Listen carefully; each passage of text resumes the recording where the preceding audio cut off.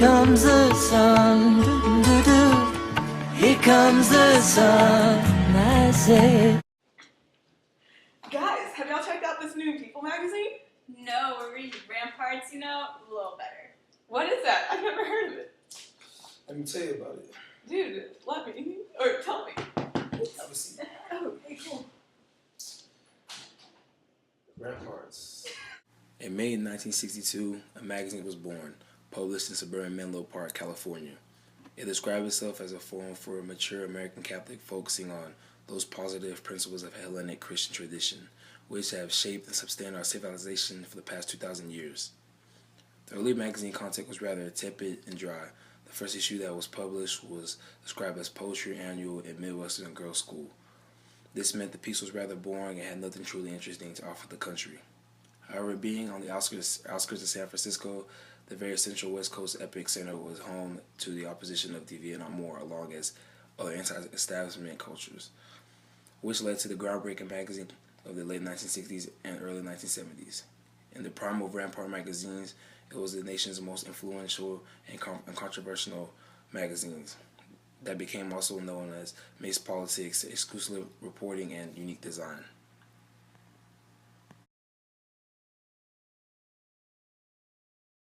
By a twist of fate, the magazine fell into the hands of journalist Warren Hinkle, who became its editor. The magazine then made a change in the way it was viewed, along with the things it contained. After this, the magazine had shut down for a few months, then leading it to the hands of Peter Collar and David Horowitz.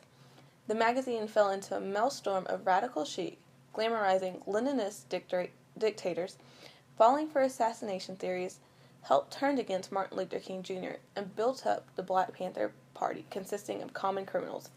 Its very best pages appeared between 1966 and 1968. However, the magazine would really turn when in 1967 they published an article about the CIA, Central Intelligence Agency, and the NSA, National Students Association, story about the CIA funding the NSA. Another controversial article was the first conspiracy theory about Kennedy's assassination. Ramparts ran a long essay entitled From Dallas to Watergate, the longest cover-up. The author, Peter Dell Scott, a professor at the University of California, Berkeley, put forth the idea that Kennedy's murder and the scandals then engulfing Nixon's administration were linked. The magazine published Che Guevara's diaries with an introduction by Fidel Castro. Also, the author Richard Brautigan was also featured in a fiction article by the magazine.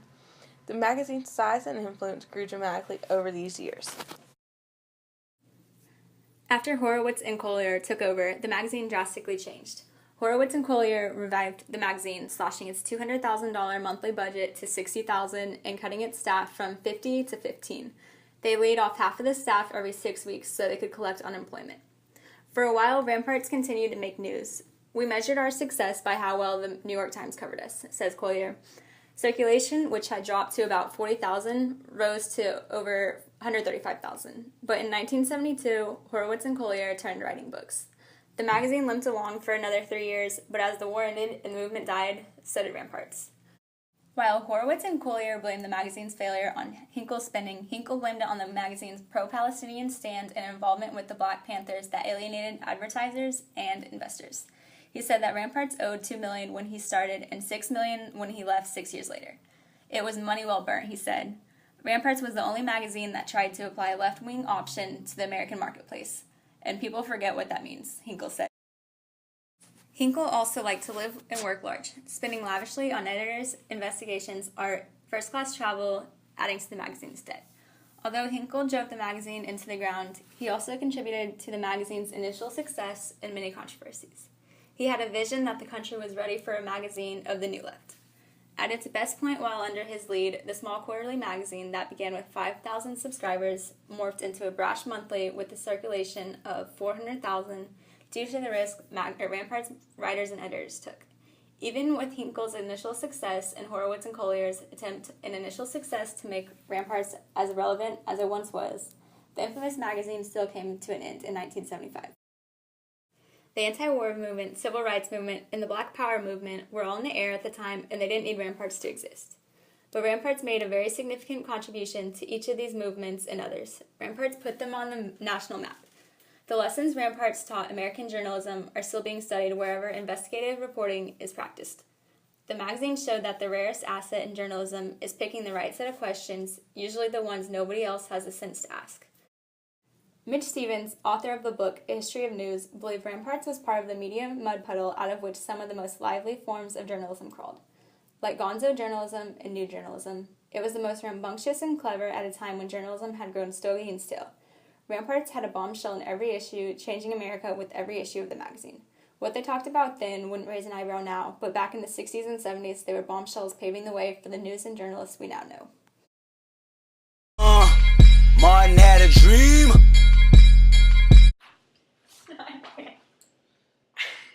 Say the show what you were saying. You still don't I know understand. what I'm gonna say. Those 2 words. You got 3 words. Let me tell you about it. That's 4 words.